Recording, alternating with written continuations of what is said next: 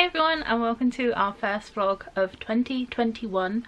I feel like I have to properly think every single time I say it because 2020 was just such a easy year to say because it was just repetition. 2020 rolled off the tongue. 2021 feels like I have cotton wool in my mouth. Nevertheless, we are here, we're at the start of a new year. I have a few updates of, you know, this sort of year that we've had already. We're not even a full month in and already many things have gone wrong. If you're wondering why there is a TV behind me, it's because this is the old TV from downstairs. This is Toby's one. If you haven't seen our front room, we have two TVs next to each other because we play games together, or Toby will play games and I'll watch Netflix, and it just works for us, you know, that sort of way of having the front room. And basically his broke, he's got a new one. This one's going to be fixed. It's going to be the one in our bedroom. We're going to have a bit of a rejig of the room.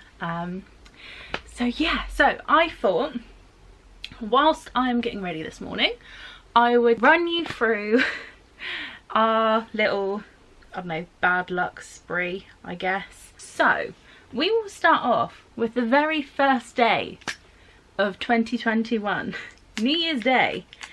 I had food poisoning, so that was fun. The night before, so New Year's Eve, we decided we were going to get a Chinese takeaway, and you know, just thought, well, it might be a little bit delayed because I'd imagine a lot of people have had the same idea, and it was. Then it was marked as delivered on Just Eat, but we hadn't had our food, so we were like, hello, you've taken our money and we haven't got any food. So Toby ended up going down to the restaurant and they almost seemed as if they had forgotten the order and it just auto delivered or something. So they cooked it there and then. Toby came home with it, we ate it, everything was fine, absolutely fine, tasted fine, nothing wrong. And then in the morning I woke up and I felt absolutely awful. Like I felt sick and I was just like, oh okay, well I did have a wine the night before. I don't drink very often, so I originally put it down to that. I was just like, oh well, maybe it's a little bit of like groggy hangover thing, but I only had one glass and it was a spritzer as well, so it wasn't even like full alcohol. So I put it down to that, and then as the day went on I just felt worse and worse and worse. And then Toby was just like, well, are you sure it wasn't the food? And it wasn't until I started being, sorry this is a bit TMI, but being sick, that I definitely concluded it was the Chinese. It knocked me out the entire day. I had awful stomach cramps, like I couldn't move really, and at one point they were getting as strong as like early contractions, and I was just like, yeah, this is not right, and if it carries on for any longer I may have to, you know, go into hospital, because they were getting worse and very strong. Like it literally just felt like my stomach was being put into a vice and just compressed. The severe strong pains didn't last that long. They lasted for a little under an hour. Like I didn't want to go in straight away because I don't want to waste, I don't know, hospital time with just a little bit of a stomach ache. Even though it wasn't a little bit of stomach ache, but you know what I mean, you know.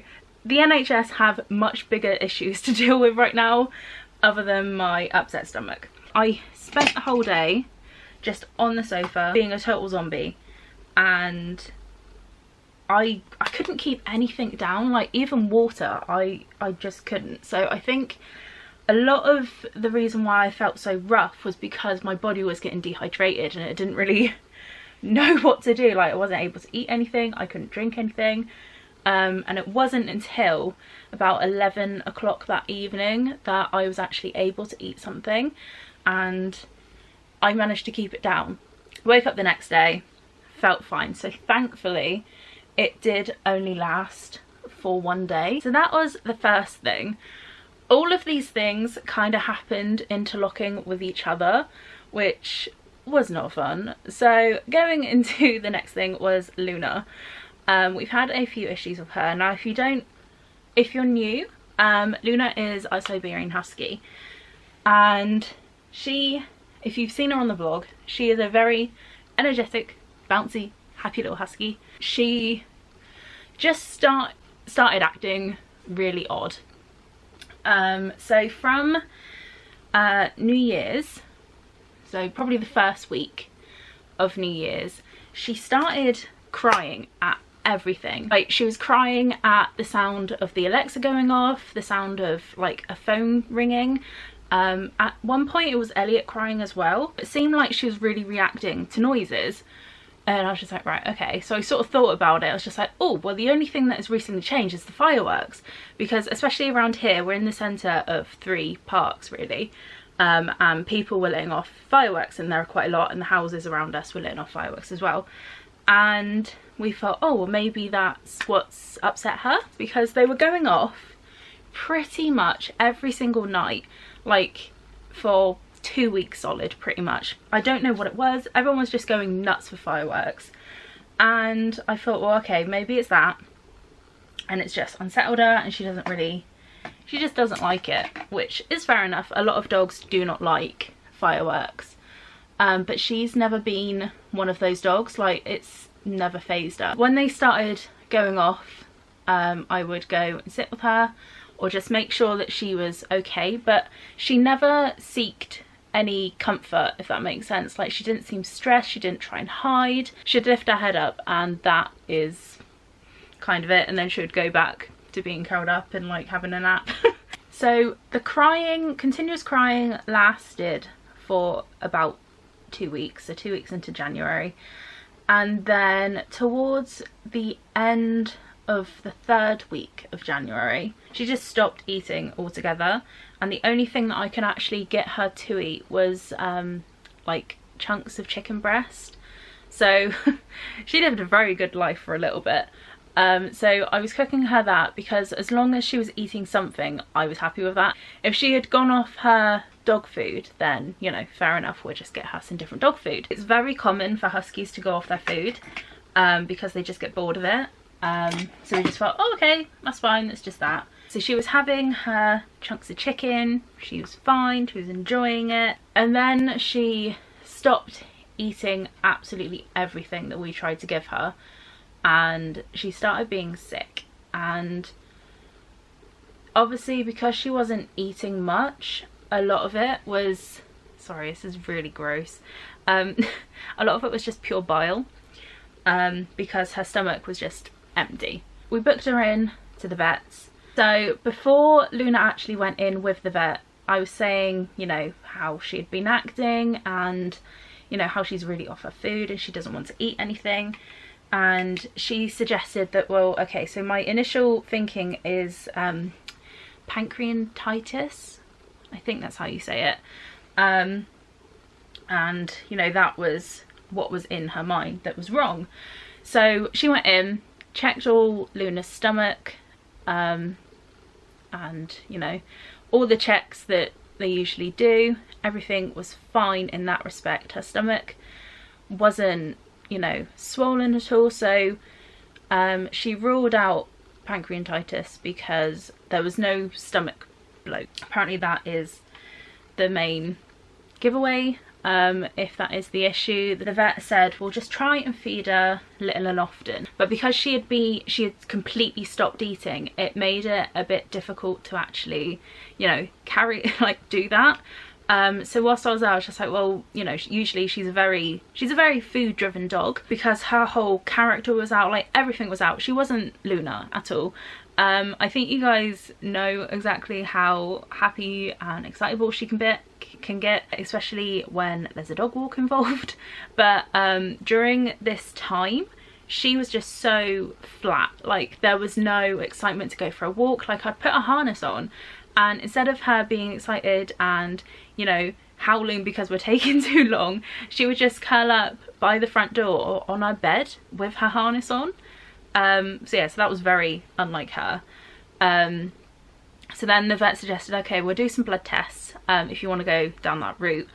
The blood tests were, I don't know if they're expensive for what they are, but they were £130 just for the blood test. But the weird thing was, her results came back absolutely fine. There was nothing wrong with her as far as the blood tests were, you know, concerned.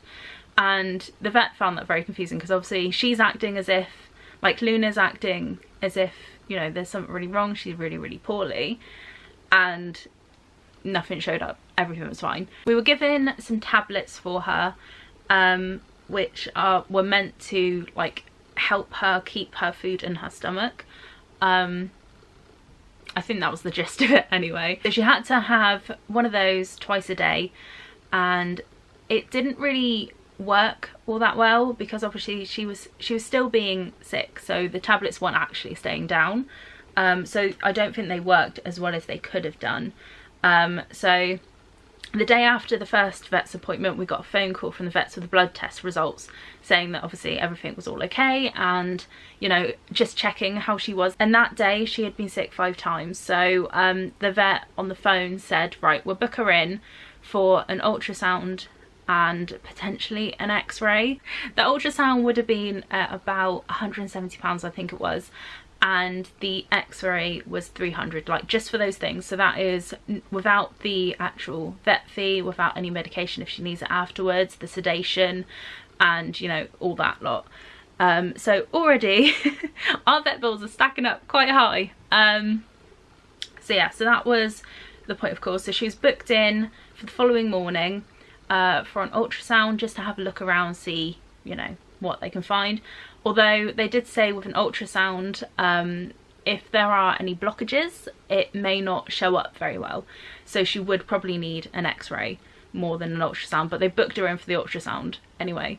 I like how I've completely stopped doing my makeup and just talking now. So yeah, so I took her down that morning, and Luna in herself just seemed so much happier and brighter. Like, her tail was wagging, which was something I hadn't seen for a little while, I can tell you that right now. She had some excitement when I put a harness on, and she's not a dog that fears the vets either, so I think we're very lucky with Luna that she doesn't mind the vets. She just sees it as, ooh, new people. So she likes the vets, I think. But yeah, so we went in and spoke to the vet beforehand, and she said, well, seeing as, you know, she's brighter, at this point she still wasn't eating properly. She was eating just little bits of food, and they suggested to give her an injection that would stop her feeling nauseous and would actually stop her from being sick. So that's why we're 2 at the moment. The vet decided to go down the route of having the injection rather than going ahead with the ultrasound and potentially the x-ray, considering, you know, Luna did seem a lot brighter, and it was the same vet that I seen the first day that we went down with her. Touch wood, everything is fine, you know, she's, you know, reacted well to it. We were told to still keep her on her tablets, so yeah, so she's still on those. She's eating little bits, she's not eating like a full bowl of food like she usually would, but she is eating, and that's the main thing that I'm that I'm happy about. So the next thing, the same day that we went to the vets the last time, we had a phone call in the evening from our letting agents. So we are renting this house whilst we're saving up to buy our own house, but we got told that the landlady is selling the house. So that's going to be fun. So I don't really know what that's going to mean for us. All that I know at the moment is that we will be sold with the house. I don't really know how to feel about it. I don't know if it's a blessing in disguise and, you know, there's something better out there. Even though we get sold with the house, you know, we're part of the, I don't know, contract, I guess. It doesn't mean that the rent would stay the same. So we're currently paying $600 a month here, and it's a really good price really for what we have. We have a 2-bed house, we have a front and back garden, we have 2 driving spaces, 2 car parking spaces, and we have our conservatory. Now the conservatory is my storeroom basically for my shop. The thing that I'm noticing at the moment whilst looking for new rental properties is that they're quite small in comparison to what we already have, and for a lot more. So for what we'd be after, really we need something that's a little bit bigger. I definitely need a room even if it's a garage, a conservatory, a spare room, like a little dining room, or just like a little study area. I just need something that I can store my stock, because otherwise I don't know if I can run my shop, basically. I'm trying not to freak out too much about it, but it is a bit worrying, because obviously we have Luna as well. That's another factor, and because a lot of properties don't, well, a lot of landlords don't like pets being in the building, and I've even seen some listings that aren't happy with children being in the house either, which is a bit odd. Like, I definitely don't want to be put into a position where we potentially have to give up Luna just to have a house. We can't move back in with our parents. Like, obviously we've got all our stuff, we have a baby, we have a dog, and it's not fair on our parents to just dump that all on them. So there's going to be a bit of a, I don't know, a weird transition potentially. It might all still be fine, and I need to like keep that in my head. Yeah, so in the last version of this video that I filmed, I thought I would include a few of my goals that I have for 2021. I don't really tend to set myself New Year's resolutions, like traditional New Year's resolutions, because I just don't stick to them, to be honest. So I've set myself some little but achievable goals to do throughout the year, and then as I think of more or I achieve those goals, I'm gonna like keep on adding to the list, basically. So the first one is to upload to YouTube at least once a week. Obviously the whole of January I have failed this already, but I do want to try and film more content. I definitely enjoyed filming a lot more through December when I did Vlogmas. I only missed a couple days, which I think for me was quite good actually. So thank you to everyone who watched those, by the way. Definitely want to do a 2.0 of my decluttering series, and I think I might do this as a yearly thing. It was the first lockdown, so it would have been around March. So from March last year to now, we've accumulated a lot of stuff, especially in the kitchen, mainly because I bought some new kitcheny bits in the sales. So yeah, I'm definitely going to do more vlogs this year, and I might incorporate a lot more shop stuff. So I'm going to try and do more things like that, like doing like little packaging with me sort of videos, or like showing you what I'm uploading. So the next thing on my list is to save more money. Now we've been saving anyway, because we are saving to buy a house. So we have our house fund, and then we have our own individual savings account. So I'm doing my own like saving routine, I guess. I will leave it here, what I'm doing. I don't know why I'm like looking as if it's like I can see it. I can't see it, but it is there. Save a certain amount a day. So on Sunday you save £1, on Monday you save £2, on Tuesday you save £3, £4, £5, £6, £7, and it just goes on like that. And because it's such little amounts of money, you don't really notice it. On top of that, I save 30% of each sale, and that just goes straight into my savings account. That's mainly because I'm self-employed. Just in case I have to pay any tax, I do have that money in there that can just cushion me, and I don't have to like panic when it comes to doing your taxes time. Then I have more self-care, and this is, it's quite a big one for me. So I touched on it last year that I had kind of put myself on the back burner, just focused all my time, energy, money on Elliot, and it wasn't until like the middle of last year that I was just like, right, okay, he's good now, I can focus on me a bit more now. I'm doing very simple little things. So on a Saturday I will have a lovely relaxing bubble bath. I usually put some on Netflix. Currently I'm watching through quite a few murder mysteries. I'm currently watching The Ripper. It is a little bit morbid, I suppose, to watch those things, but I just find them very interesting, like how the police work and everything like that. So yeah, so I've just been making sure that I have a bath. Obviously I'm still having my showers, but my bath time is my relaxing time where I can just shut the door and just forget there's a world outside of it and just not have to worry about Elliot and what he's doing, because he will be downstairs with Toby having his tea or just playing. My next goal is technically 2, I suppose, but it's just sales goals. So on my Etsy shop I would like to reach 200 sales, and on my Depop I would like to reach 400 sales. So yeah, on my Etsy I think I currently have I think it's 120 on my Etsy shop, and it's 320 something on my Depop. So getting 200 on Etsy and 400 on Depop, I should do that probably by the middle of the year anyway. And then my last one is to draw more, and this is something that I started again last year. So if you don't know, I hand embroider my own tote bags and embroidery hoops, and this year for my shop I want to bring out more of the little size, so like the 3-inch size hoops. I focused mainly on bags in the past, but they are very time consuming. The designs have to be so much bigger for them to stand out, because the bags are about that sort of big. At least on a 3-inch hoop I can stitch those a lot quicker. I am contemplating maybe buying myself an iPad Pro and doing some digital art. It's something that's kind of I'm unsure on.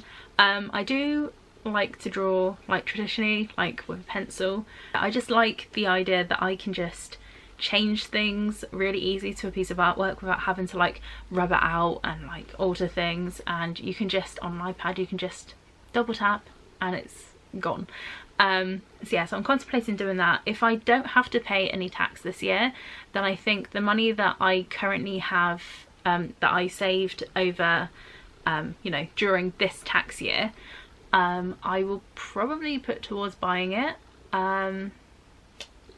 but we shall see. A few of the designs I've come up with would make cute little prints as well, so that is something that I'm contemplating, but I don't know. I don't know if that will happen this year, like bringing prints or like digital artwork to my shop. I would probably have to create a separate shop, because on my Etsy shop currently, hand embroidery, clay tags and vintage homeware. I am currently branching out actually to jewellery, but that's mainly on my Depop. I bought a huge bundle recently of loads of different bits, and I went through it last night and I had quite a lot of fun doing it, all via the few tangled necklaces, which I think I was there for probably nearly 2 hours trying to untangle these necklaces, because there was just a huge clump right in the middle and it was just like that, just a huge ball of just knotted chains. But no, I persevered, carried on, got it all free, so I was quite happy with that. Yeah, so I am bringing little new things to the shop, but I don't feel that digital artwork would really work on my current shop, so I may have to like create a separate one, but I don't know. It's a long way off. Yeah, it's just something that I'm thinking of doing, not definitely doing quite yet. But yeah, even if I do buy the iPad Pro, I will just use it for my own sort of enjoyment and use, but there is always that sort of opportunity there to maybe like monetize my artwork. So yeah, that is all my goals. I think I'm going to go downstairs now, see Toby, and we shall go and see our little pupper Luna. So as I was saying, I bought like quite a big bundle of stuff. So these are all earrings, and then in here is necklaces and bracelets. Quarantining this at the moment, just for obvious safety sort of reasons. So these are all the ones that I've already bagged up. Then up here is utter chaos. It's what I still need to bag up, because a lot of it is still on like backing cards and things. I think these are my favourite, the little peacocks. I think it's a mix of vintage, some handmade ones. Like for example, these ones are handmade, kind of funky. I am just gonna sit and go through those. I put my own earrings in now, because I've been trying to I've been trying to wear earrings more often, because I'm pretty sure one of my ear holes has started growing over, or it's not aligned properly, or something. I don't know. There's weird things happening with my ears. So anyway, what am I even saying? I don't know. Weird things happening with your ears. Weird things happening with my ears. So yeah, so I'm gonna sit, bag up the rest of the earrings that that are on the table, and yeah, I do plan to buy a jewelry cleaning machine. Obviously I could just hand wash all of this, but because there are quite literally hundreds of pieces of jewelry, it would take me forever. So I'm just going to invest in a little jewelry cleaning machine. Right, let's do a little time lapse.